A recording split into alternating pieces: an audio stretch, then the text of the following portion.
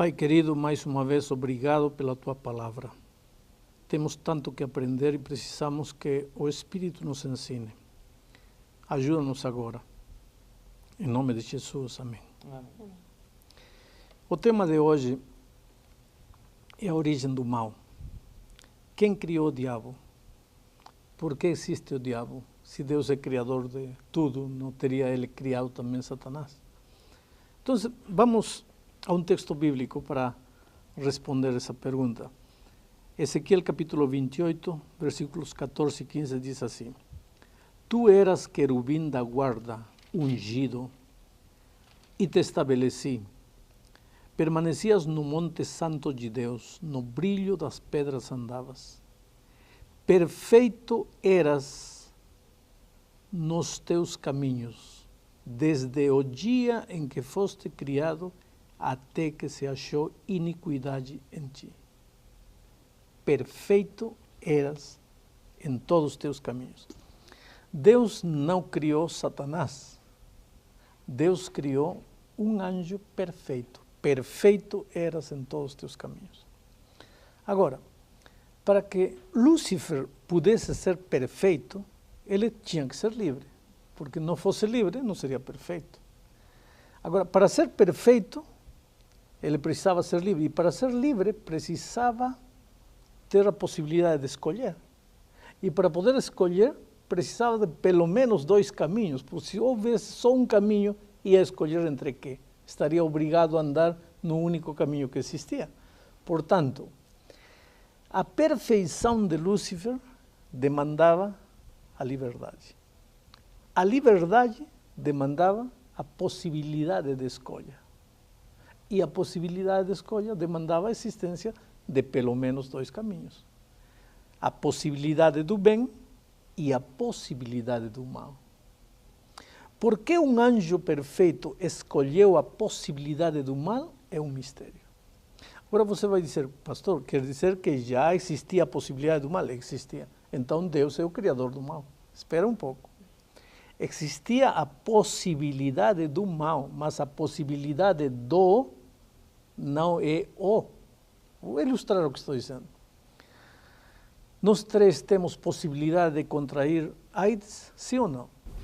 Possibilidade? Sim. Isso quer dizer que estamos com AIDS? Não. Não. Ah, então a possibilidade de não é o. O fato de existir possibilidade do mal não quer dizer que havia mal. O mal começou quando essa possibilidade foi escolhida voluntariamente, livremente. Agora, por que um anjo perfeito que podia ter escolhido a possibilidade do bem, escolheu a possibilidade do mal? É um mistério. E sobre aquilo que a Bíblia não revelou, por que eu vou fazer conjecturas humanas? Uma coisa eu sei. Lúcifer, esse anjo perfeito, vejam o que diz o versículo 17, elevou-se o teu coração por causa da tua formosura, corrompeste a tua sabedoria por causa do teu resplendor, então lancei-te por terra diante dos reis, te pus para que te contemplem. Quer dizer, esse inimigo, esse anjo perfeito, de repente virou-se um poço de egoísmo, de cobiça, de orgulho, de inveja, de maldade. O texto bíblico diz que esse anjo mau, agora já não mais perfeito, mau, ele tentou tirar Deus do trono. Isso está aqui em Apocalipse 12. Tentou arrebatar o trono de Deus. Houve uma batalha lá nos céus e o inimigo foi derrotado nessa batalha. Capítulo 12, versículo 7, diz assim: Houve peleja no céu, Miguel e os seus anjos. Miguel é a raiz hebraica para Cristo. Miguel e os seus anjos pelejaram contra o dragão. Também pelejaram o dragão e seus anjos. Todavia não prevaleceram, nem mais se achou no seu lugar deles. E foi expulso o grande dragão, a antiga serpente que se chama Diabo e Satanás, o sedutor de todo mundo, sim, foi atirado para a terra e com ele os seus anjos. Por que os seus anjos? Porque quando Lúcifer deixou entrar o orgulho em seu coração e se tornou o diabo, escolheu a possibilidade do mal. do mal, ele começou a semear esse espírito entre os anjos e conseguiu enganar uma terceira parte dos anjos. E com essa terceira parte dos anjos tentou arrebatar o trono de Deus. Houve uma peleja, foi derrotado e foi expulso dos céus.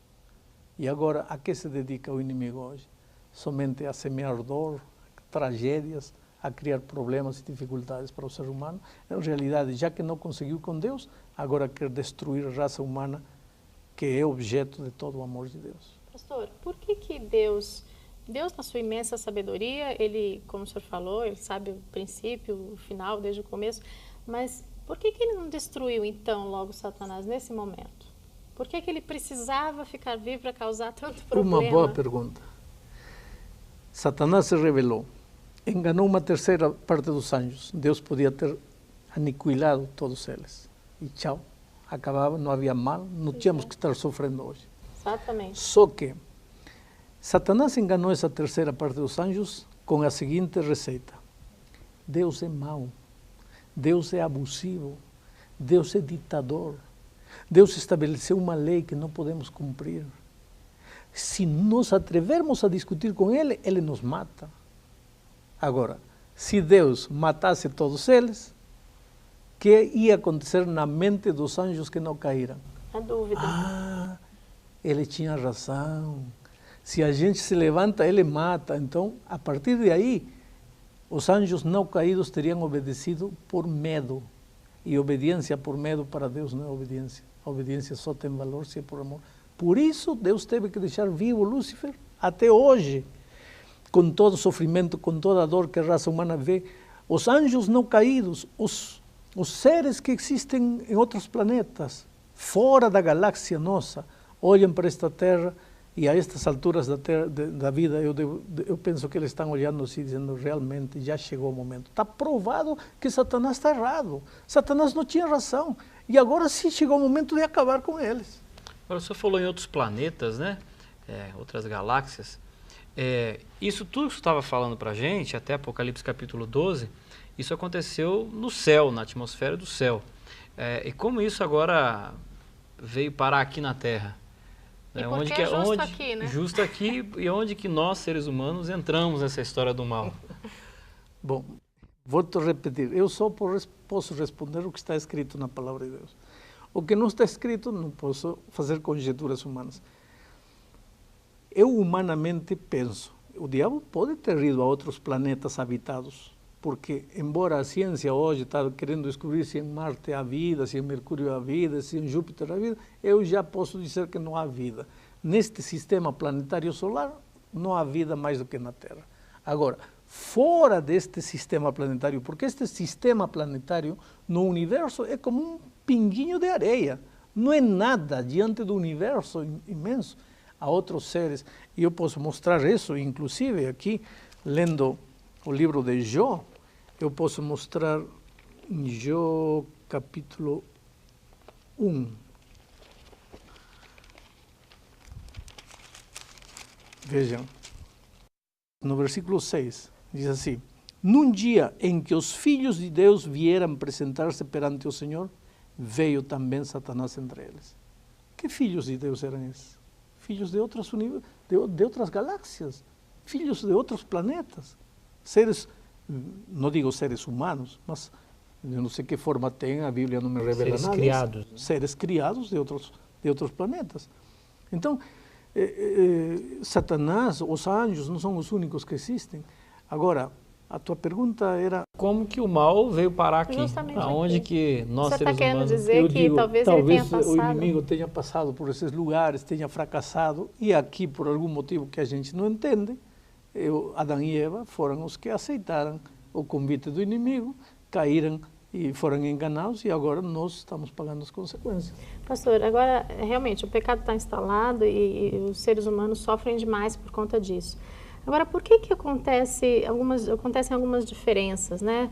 Parece que existem pessoas que sofrem mais do que outras, né? Eu, por exemplo, conheço uma senhora que, em questão de 6 meses, perdeu 2 filhas, perdeu o marido, a mãe ficou doente, enfim, uma série de perdas, assim, violentas.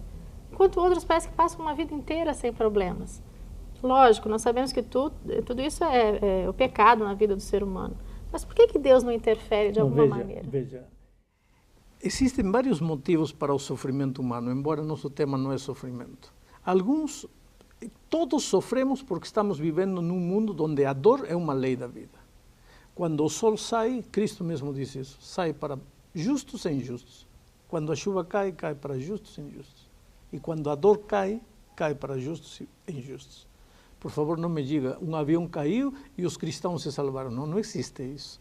A dor é universal. É para os cristãos, é para os não cristãos, é para os que amam a Deus, é para os que não amam a Deus. A dor existe neste mundo. Então, sofremos porque vivemos num mundo de dor. Mas sofremos também porque muitas vezes somos desobedientes.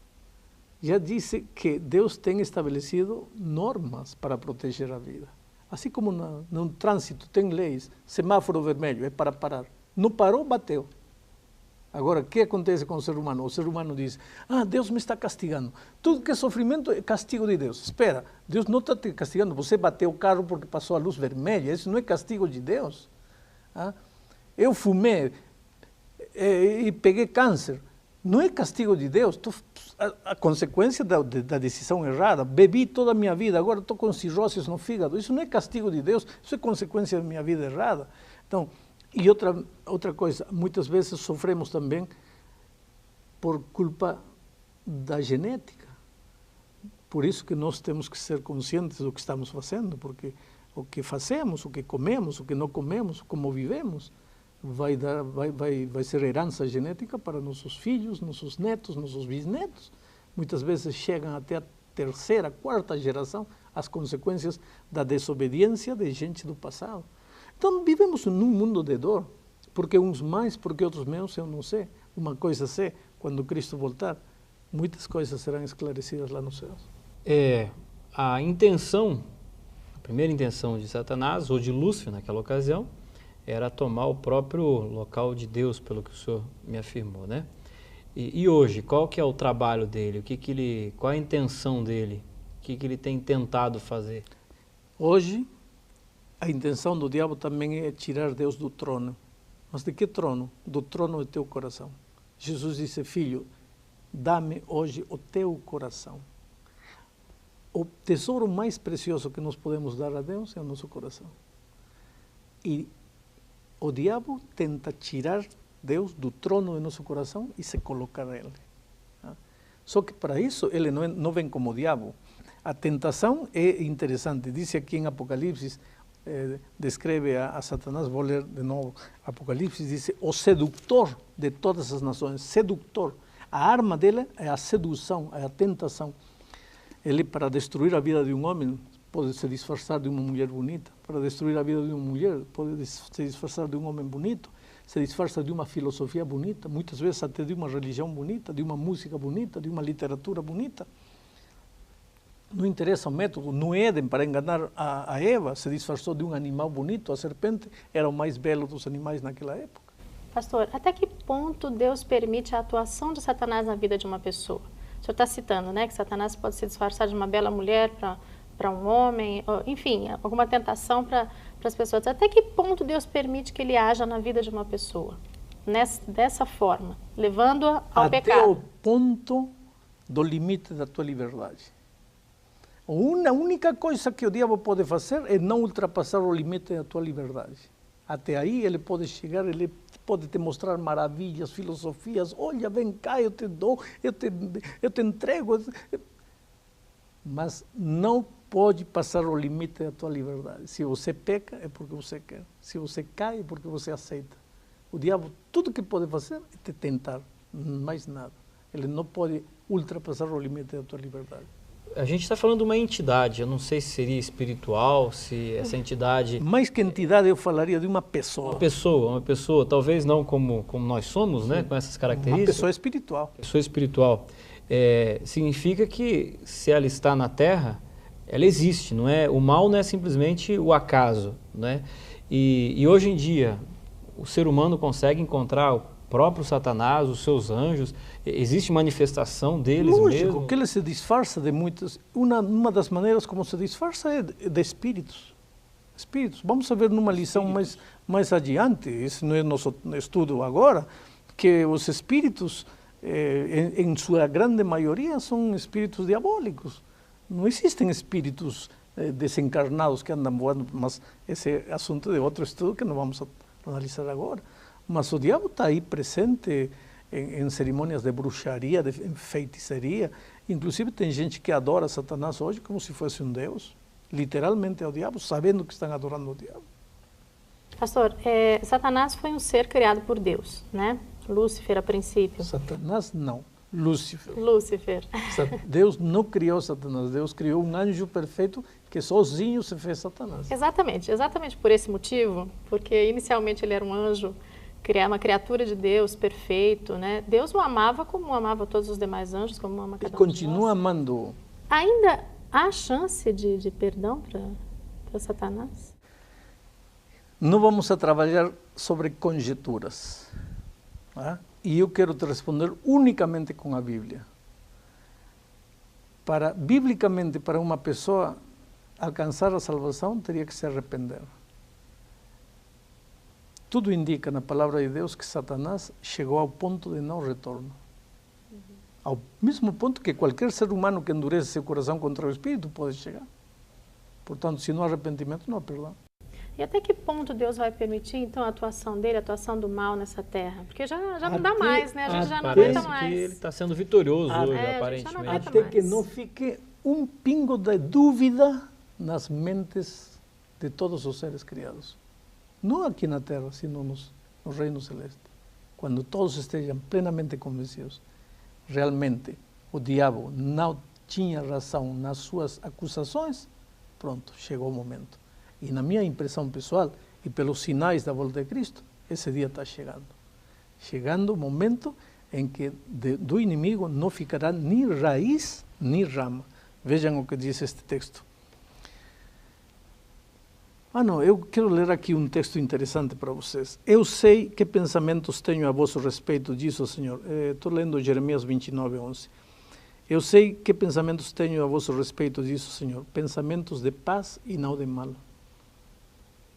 para vos dar o fim que desejais. Os pensamentos de Deus para o ser humano são somente pensamentos de amor, não pensamentos de ódio. Nada do que te faz sofrer nesta vida nasce na mente de Deus. Tudo que traz dor à tua vida, te arranca lágrimas, nasce da mente do inimigo. O ser humano às vezes chama castigo divino as consequências de seus próprios erros. Mas Deus não está querendo castigar ninguém. Deus só quer paz. Deus ama o ser humano, mas o ser humano caminha sozinho por seus próprios caminhos e colhe o que plantou. Mas às vezes passa na cabeça da gente, pastor, é muito comum, pelo menos na minha cabeça passa. Por que Deus permitiu?